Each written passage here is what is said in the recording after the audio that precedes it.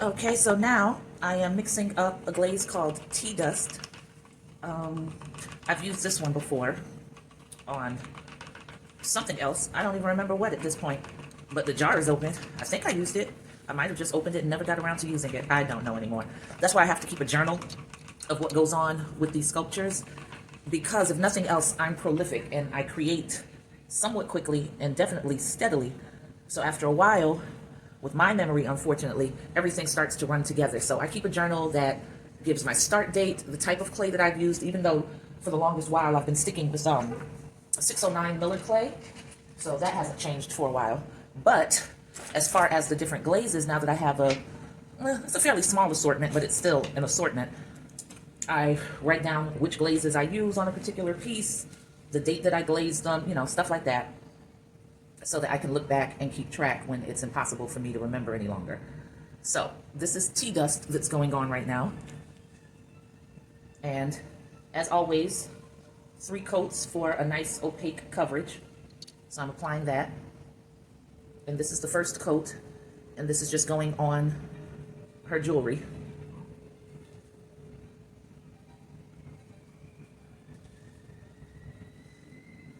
On some of the beads.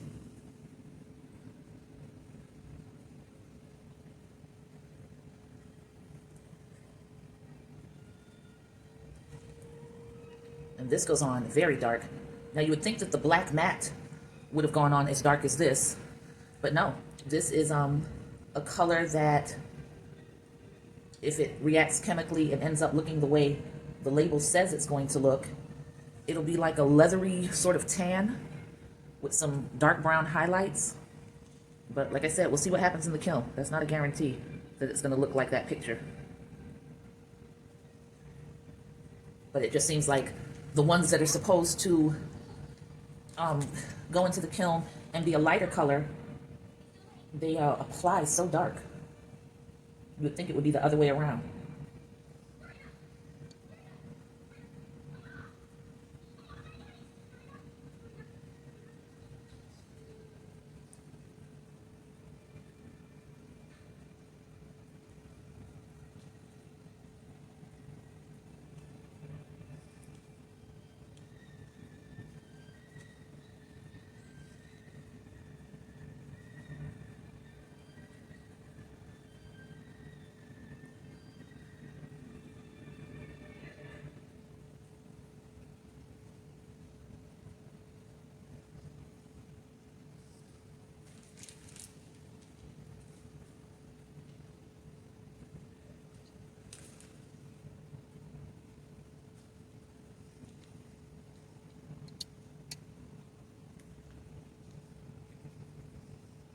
And I think I've decided that I am going to glaze her with tea dust as well, so that she'll match her companion piece, if it's destined for them to match, if they don't end up turning a different color. Again, we just got to see how it all works out. But that's the intention for right now.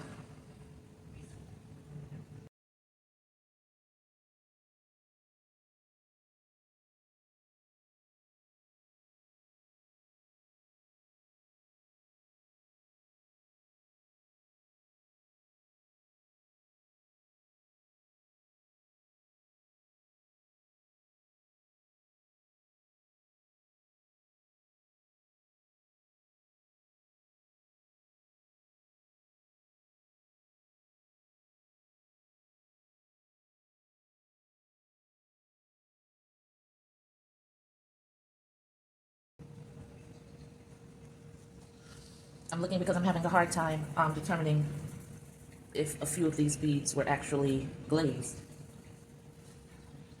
because the colors dry so light that I'm having a hard time distinguishing it from just the whiteness of the bisque. All right, so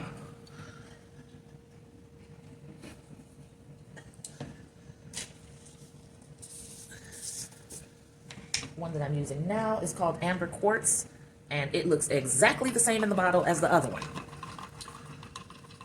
So this is going to be crazy.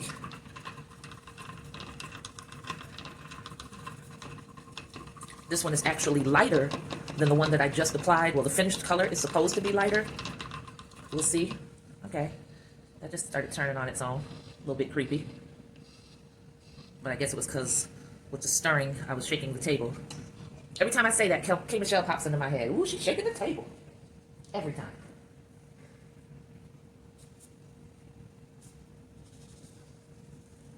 Oh, I just broke my stick. My stirring stick. It's cold. It's cold.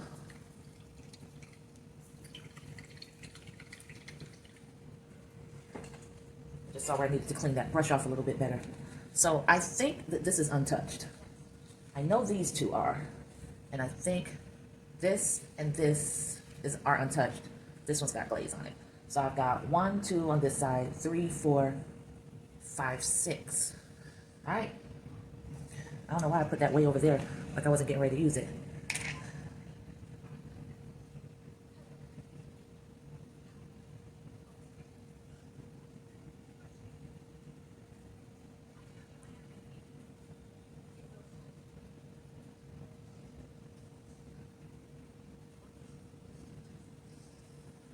I'm getting a little anxious because of all of this rain.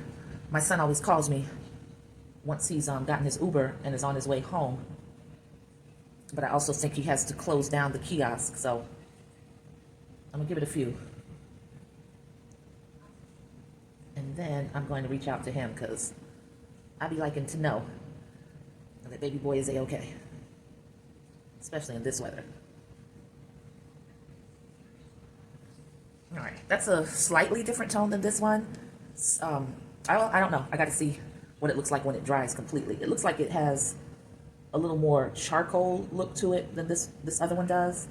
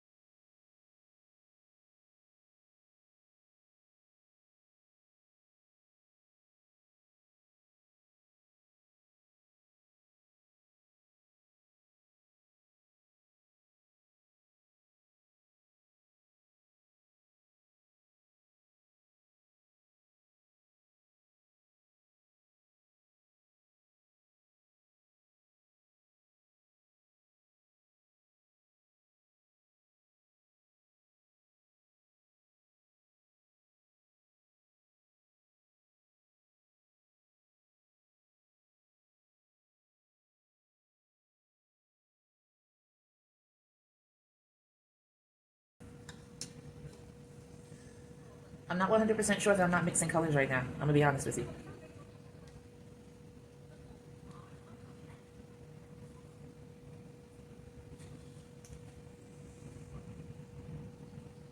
I should have made a little graft to follow for myself. I feel like this looks different from that, so I think I applied it here.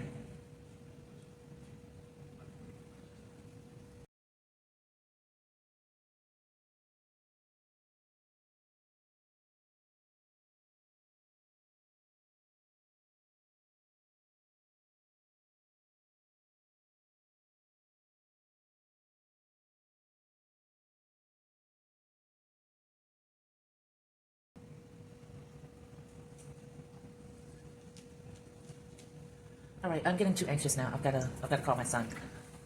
He got off at 9 and it's 9:52.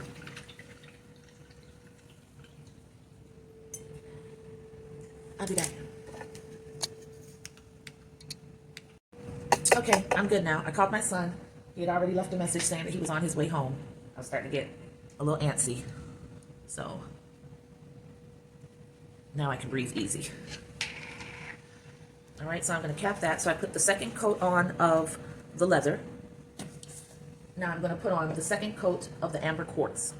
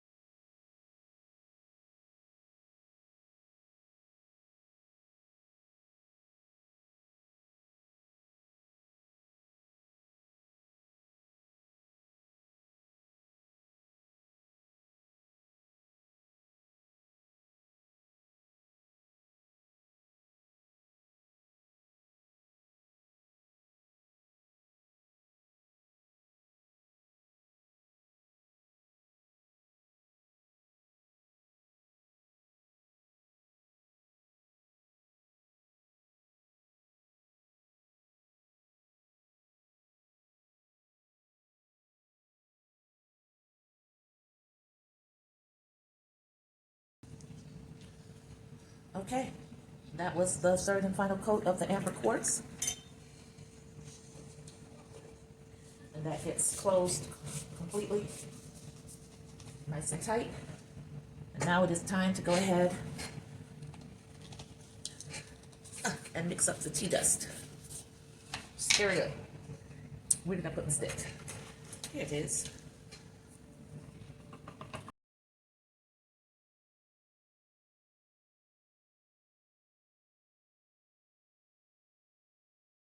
I'm not very, very tired, but I'm not very, very energized either, so.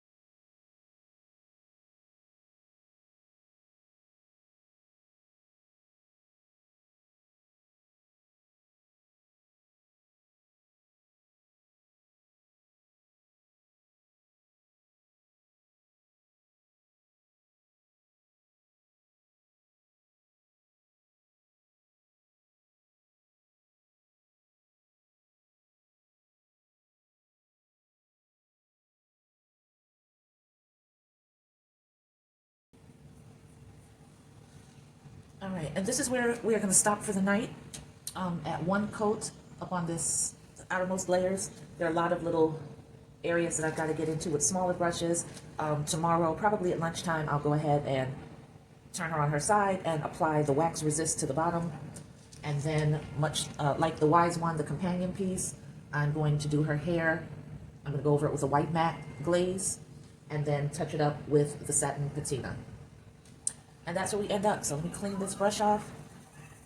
The one great thing about painting is that the table doesn't get crazy, so I don't have a lot of cleaning up before I can go ahead and get ready for bed.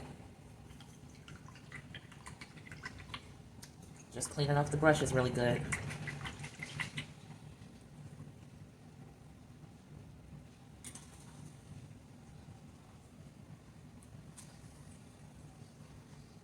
All right, close that up for good, and we're clocking out now at 37 minutes, 25 seconds.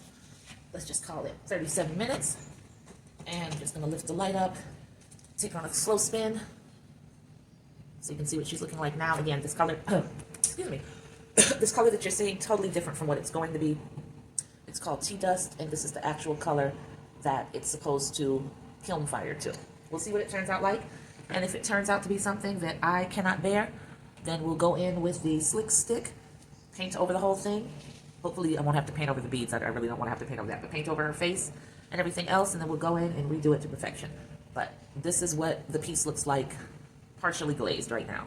So tea dust looks like this muted brick red almost, and this is a combination of black, the satin patina, which is a blue-green, amber, what's it called? There's a leather on here, which is a really light tan, amber quartz, and I think that's it. That was it for the beads. Oh, nope, I'm wrong. And there was also sandstone. So all of those should be some really, really interesting color mixes when it happens.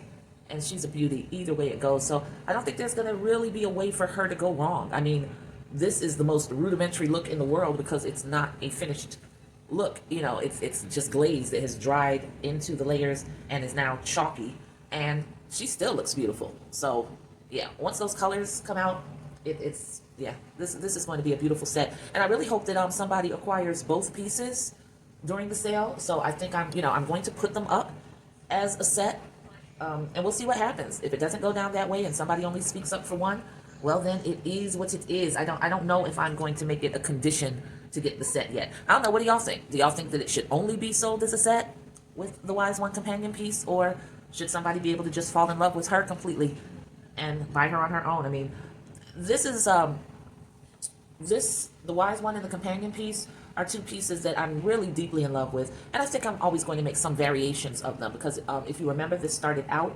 as an air dry clay piece when I was first starting out, like one of my first freestyles, and it came out really beautiful, but it's not a viable piece because it's air dry clay, prone to crumble. I don't think it's going to stand the test of time, really, not like, you know, it being kiln fired. So I had decided long ago that I was always going to redo that one. Finally got around to redoing it, and then just decided that the king needed his queen and produced her. So I really love the look of them. So yeah, I think I'm going to revisit this look a lot more. There's something ancient, ancestral about them that I really respond to spiritually. So yeah, this won't be the last you see. So thank you so much for hanging in there with me. I will catch you on the flip side because your girl is going to bed. Peace.